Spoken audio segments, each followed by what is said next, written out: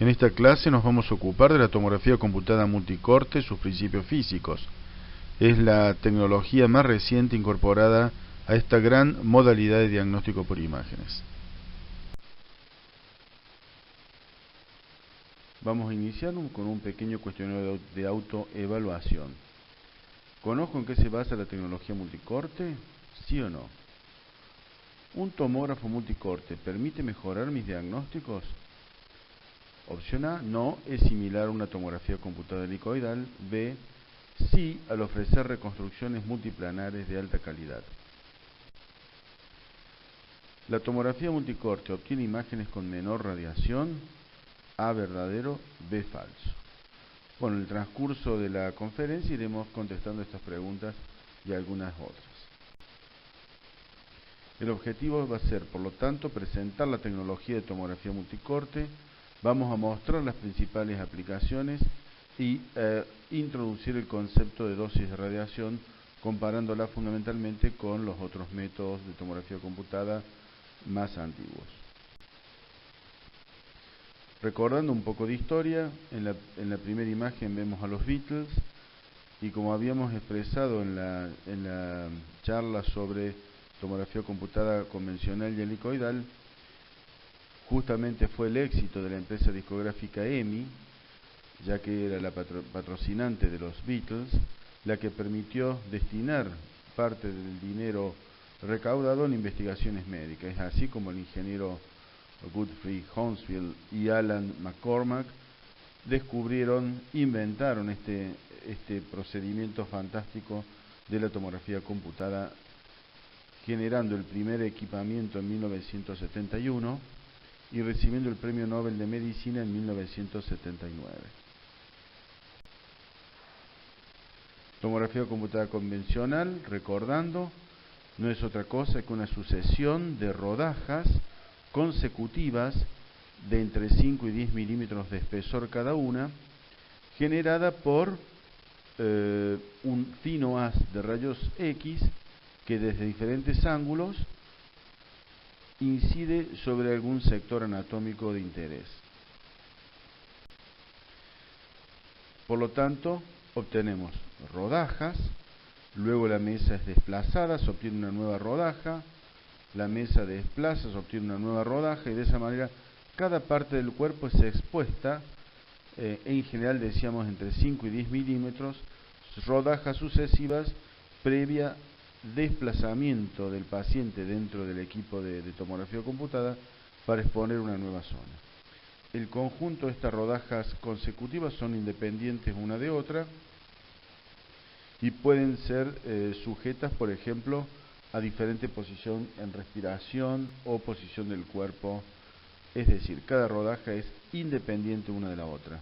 La sucesión de rodajas en general permite, con trabajo intelectual de reconstrucción mental, digamos, obtener las otras dimensiones, tercera dimensión, para, por ejemplo, armar alguna estructura volumétrica. La tomografía computada helicoidal, posterior, por supuesto, a la tomografía computada convencional, lo que hace es generar un desplazamiento continuo de la mesa. Por lo tanto, ya no tenemos rodajas sucesivas una al lado de la otra, sino tenemos una morfología de la sección como si fuese un tirabuzón, un helicoide. Por lo tanto, rotación continua del tubo, desplazamiento de la mesa, genera un tirabuzón. Ya no son cortes sucesivos, sino es un solo volumen en forma de tirabuzón. En esta imagen vemos justamente la forma de tirabuzón. Por lo tanto, dependerá de la decisión del operador, es decir, desde dónde a dónde va a ir cada hélice, cada helicoide, dónde se va a cortar ese helicoide para conformar las imágenes, y por interpolación obtenemos finalmente la conformación de rodajas. Pero nuevamente ya no se adquieren rodajas individuales, sino se adquiere un volumen, y luego nosotros podemos elegir con cuántas rodajas podemos obtener una imagen por sumatoria o por interpolación. Decíamos que en 1971 surge el primer aparato de tomografía computada convencional y recién 20 años luego, en 1992, surge la tomografía computada helicoidal. Luego, por supuesto, con el gran avance tecnológico y el descubrimiento de nuevos materiales y miniaturización de las piezas, rápidamente los tomógrafos computados siguieron evolucionando y fueron aumentando el número de detectores, en realidad de columnas de detectores, siempre basándose en la tomografía computada helicoidal. Entonces, el tomógrafo computado helicoidal, en el cual la mesa se desplaza y el tubo gira simultáneamente, iremos agregando sucesivas filas de detectores. La tomografía computada helicoidal simple era una sola fila de detectores, y luego se agregaron 2, 4, 8, 16, etcétera, hasta que en el año 2005 surge la de 64 líneas de detectores, que es uno de los equipamientos que más se han distribuido en todo el mundo, dada su altísima calidad diagnóstica.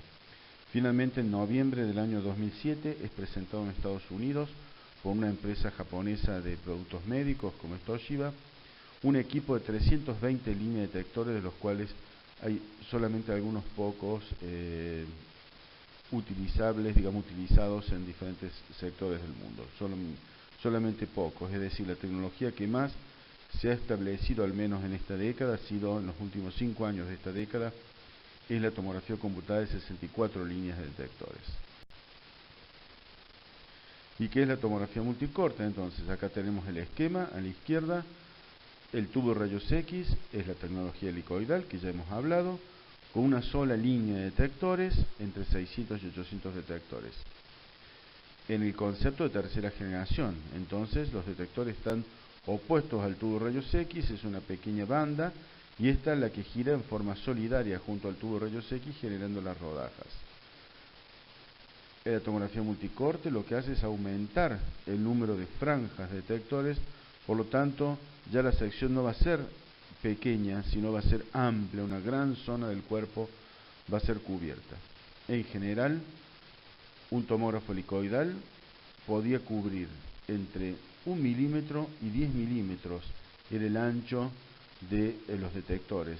En cambio, con la tomografía multicorte, si cada franja de detectores mide alrededor de 0,5 milímetros, hoy en día, con 64 líneas de detectores, vamos a cubrir 3,2 centímetros por cada rotación. Es decir, por ejemplo, un cráneo que mide alrededor de 12 centímetros, con 4 rotaciones del tubo y de los detectores vamos a cubrir el cráneo. Si cada rotación dura menos de un segundo, en aproximadamente 3 segundos tenemos el estudio de la totalidad del cráneo. Aquí tenemos la foto justamente del equipo de tomografía computada multicorte de 64 líneas de detectores, en el cual hemos abierto el estativo que denominamos gantry, y en el cual en la foto de abajo están expuestos la cadena de detectores. Estos son justamente las pequeñas piezas que van a recibir la dosis de radiación atenuada una vez que pasan a través del paciente. Finalmente, al igual que la tomografía computada helicoidal y la tomografía computada convencional, lo que va a hacer el equipamiento es procesar los datos en una computadora y finalmente armar una matriz, donde cada parte del cuerpo humano va a ser dividida en una mínima unidad de información a la cual denominamos voxel. El gran aporte, la gran diferencia de la tomografía multicorte con respecto a la tomografía helicoidal y sobre todo sobre la convencional, es que el voxel hoy con la tomografía multicorte es isotrópico. ¿Qué significa? Que el ancho del corte, es decir, el espesor de la rodaja, es menor a 1 milímetro de diámetro.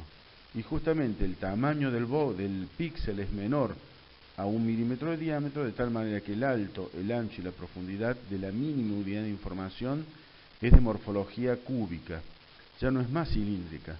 Al ser cúbica, esto nos va a permitir la gran ventaja de poder hacer reconstrucciones en cualquier plano del espacio con la misma calidad que los cortes nativos axiales.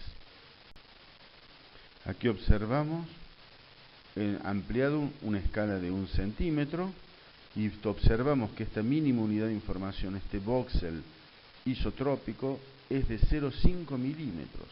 Por lo tanto, la menor unidad de información va a tener esta morfología cúbica de dado, pero cuyo lado, cualquiera de sus lados, es 0,5 milímetros de longitud. Por lo tanto, la morfología cúbica va a permitir alta calidad de reconstrucción.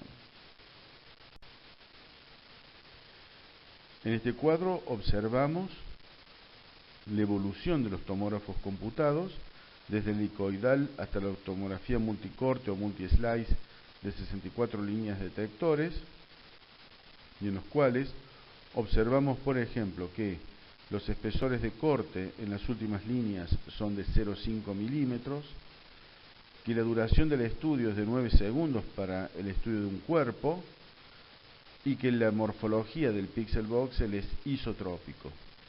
Se generan 200 imágenes por segundo, realmente fantástico, una rapidez increíble, con una altísima calidad de imágenes.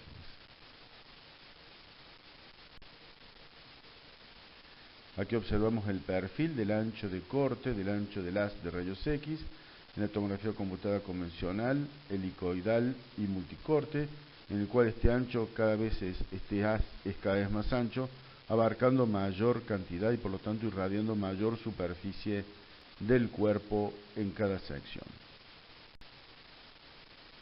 Finalmente, esto va a permitir, vamos a obtener una gran ganancia en la reconstrucción, y así tenemos en las 3 imágenes reconstrucciones del abdomen de una persona con un tomógrafo computado de un helicoidal simple, 4 líneas detectores y 64 líneas detectores, y vemos realmente la gran diferencia que existe entre el 4 y el 64 líneas detectores, siendo este último de una altísima calidad, prácticamente similar a la calidad de los cortes nativos axiales. Justamente el volumen isotrópico del voxel del píxel permite esta alta calidad en la imagenología diagnóstica. Nuevamente, ya no obtenemos más rodajas, ni siquiera obtenemos helicoides, hoy tenemos un volumen de datos. La persona es transformada en volúmenes de pequeños cubos ordenados vertical y horizontalmente y en profundidad, de tal manera que podemos obtener esta información tan precisa justamente dada esta morfología isotrópica. Luego, con diferentes procedimientos matemáticos que se le asignan a la computadora, vamos a poder observar, por ejemplo, la piel, vamos a poder observar el tejido subcutáneo, los músculos, huesos, vasos sanguíneos, etcétera, etcétera, en cualquier plano del espacio. Finalmente, en este pequeño gráfico podemos identificar lo que significa la tomografía computada, en el cual había rodajas de observación, que podíamos seleccionar pequeñas rodajas, y con esas rodajas, que muchas veces ni siquiera eran consecutivas estrictamente, interpretamos una situación volumétrica y obteníamos unos múltiples cortes. Por ejemplo, un estudio de un cerebro, de un cráneo, una cabeza tenía aproximadamente unos 20 cortes, a diferencia de la tomografía multicorte, que tiene alrededor de 200 cortes. Por lo tanto, ya no podemos ni siquiera entregar placas como documento, sino entregamos información electrónica en diferentes archivos. Por ejemplo, lo habitual hoy en día es entregar un CD con toda la información. Ya no obtenemos más rodajas independientes, obtenemos un volumen, obtenemos toda una información volumétrica, y luego vamos a poder seccionar este volumen en cualquier plano del espacio en el que creamos más conveniente. Finalmente, por supuesto, la imagen es sometida a la última etapa, la visualización de archivo, donde la alta calidad y los pequeños volúmenes de información nos permite una discriminación anatómica significativa. Al igual que la tomografía computada y la tomografía computada helicoidal, las imágenes son expresadas en números, en unidades, en números dentro de la unidad Hounsfield, y finalmente en escala de grises, y las imágenes podrán tener mayor o menor gris, dependiendo de cómo está compuesto su sustancia. Dada la posibilidad de ser una imagen digital, luego podemos asignarle color si nos interesa, medir, etcétera, etcétera, lo mismo que cualquier imagen digital como fue expuesto en la conferencia de tomografía computada convencional.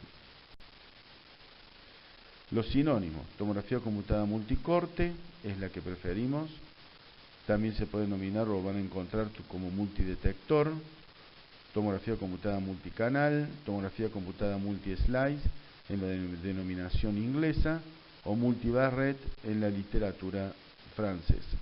Son toda la terminología que hace referente exactamente al mismo estudio.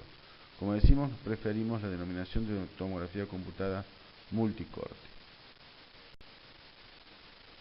Nuevamente presentamos el equipo. Es muy similar a los tomógrafos computados helicoidales, por supuesto, en el cual allí tenemos el estativo o gantry, la mesa que va a exponer al paciente.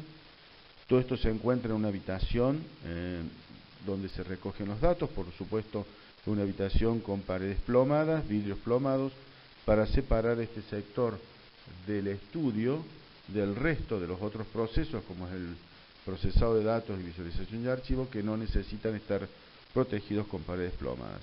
Ustedes van a observar también en el centro de la imagen una bomba inyectora, es decir, son estudios tan rápidos que para poder estudiarlos necesitamos justamente dispositivos de inyección para que no esté ninguna persona, ningún ser humano dentro de la sala inyectando mientras se emiten los rayos X.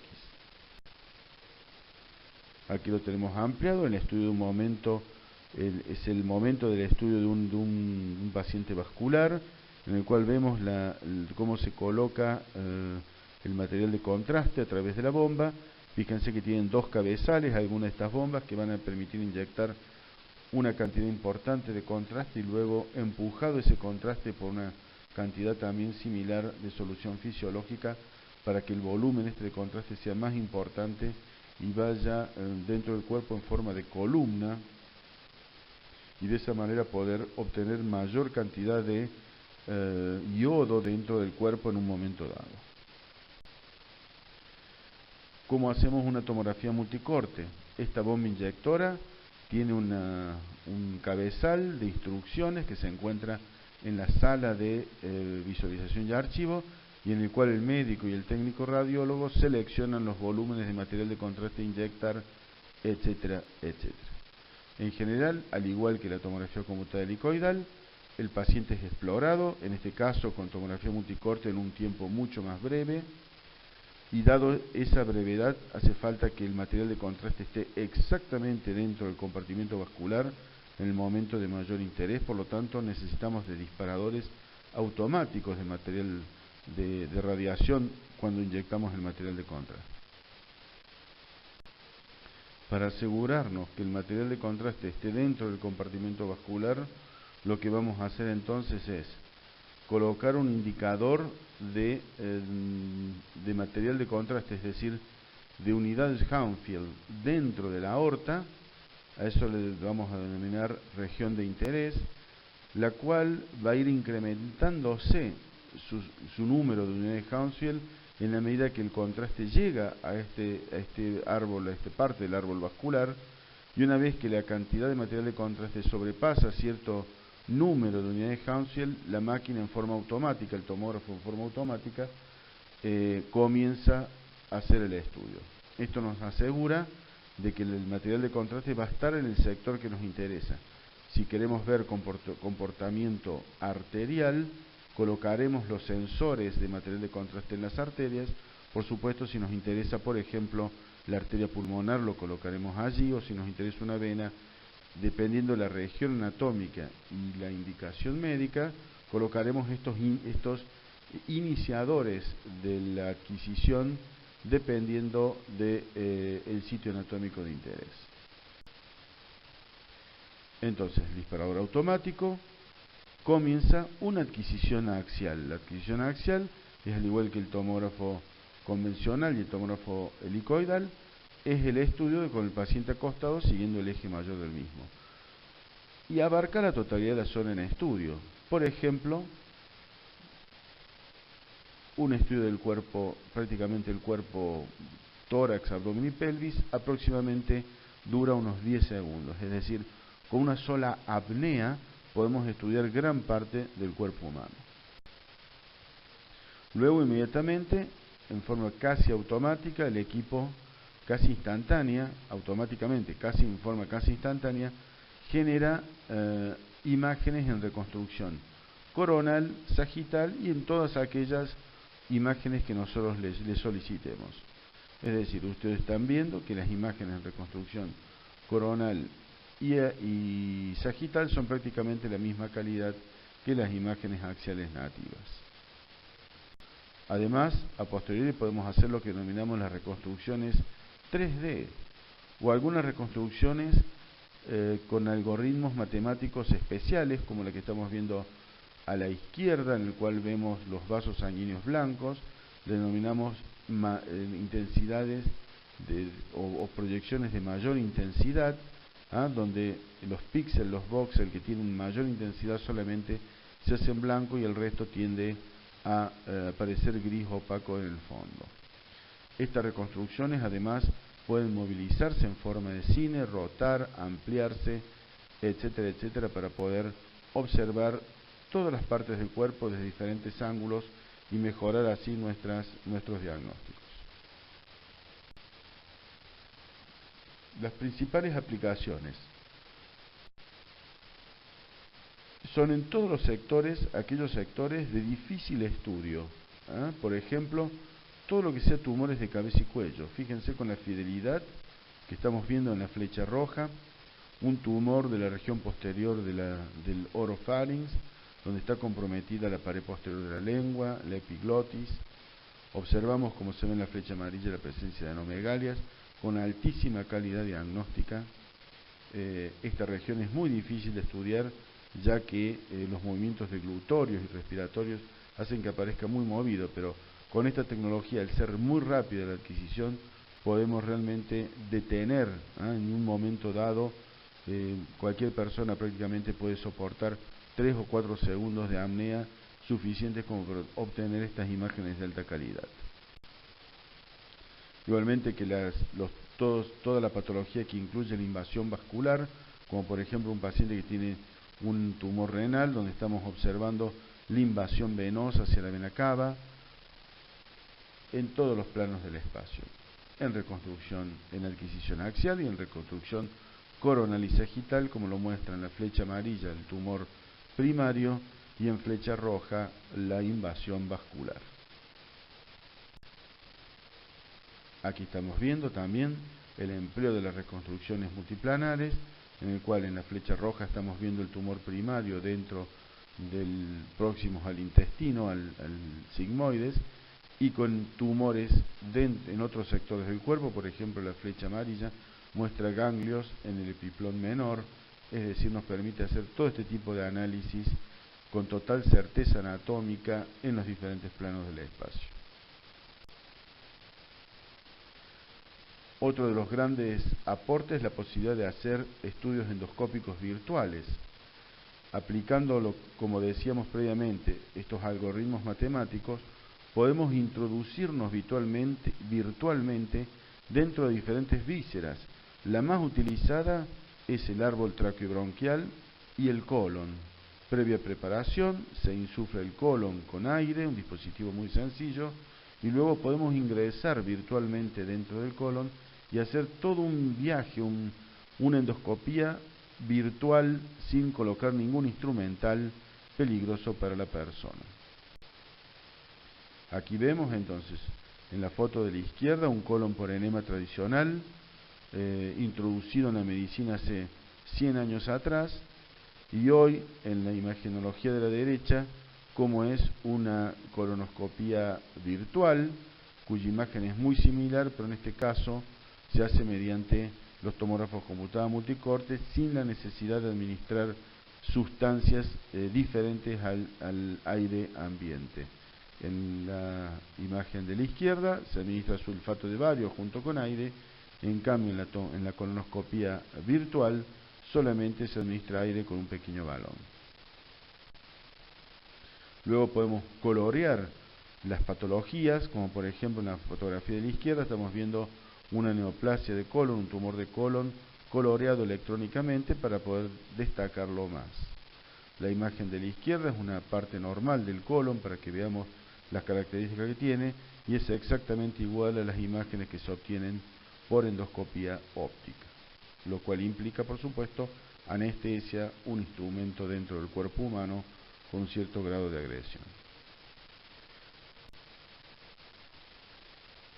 Sin duda que el árbol vascular es otro de los grandes beneficiados en su estudio gracias a la tomografía multicorte, ya que va a permitir observar justamente mientras el contraste está dentro de las arterias y la alta velocidad, vamos a poder realizar el estudio en este momento en particular con alta velocidad y poder hacer estudios como por ejemplo que estamos viendo un estudio de aorta y miembros inferiores que hasta no hace demasiados meses era prácticamente exclusivo de la radiología invasiva, es decir, de colocar catéteres. Hoy esto se puede hacer por inyección endovenosa, como vimos hace un momento. Además, con las reconstrucciones tridimensionales vamos a poder cuantificar, es decir, no solo vamos a poder ver los vasos, sino medir el grado de patología de los vasos, es decir, no solo comentar si las estenosis, por ejemplo, son cálcicas o blandas, sino además cuánto del vaso está comprometido y poder de esa manera justificar a posteriori algún tratamiento quirúrgico o mediante colocación de stent endovascular.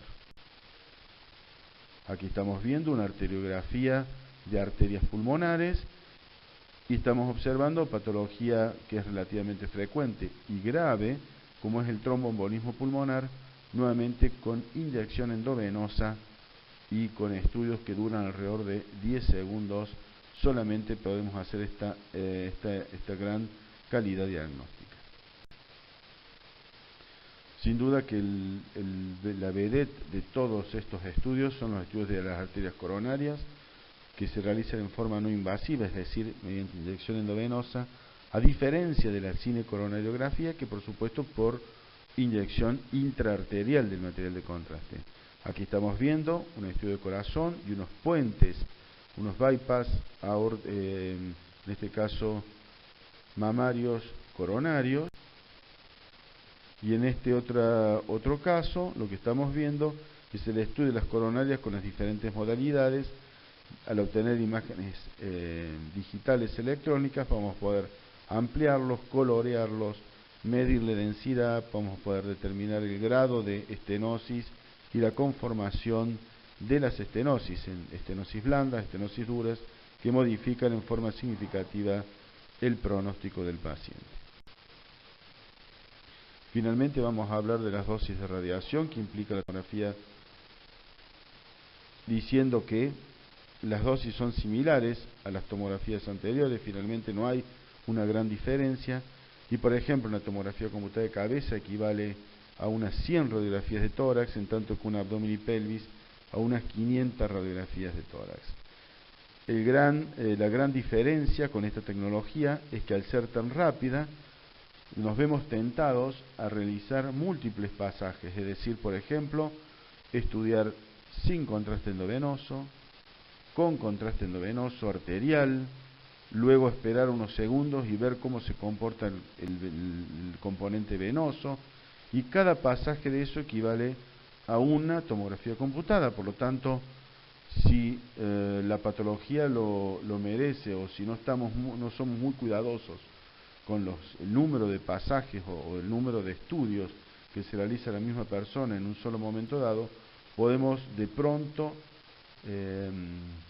entregar una dosis de radiación tan grande como por ejemplo 30-40 milisievert, que son la dosis de radiación. Por lo tanto hay que ser muy cuidadoso como con todo el empleo de la radiación con los seres humanos.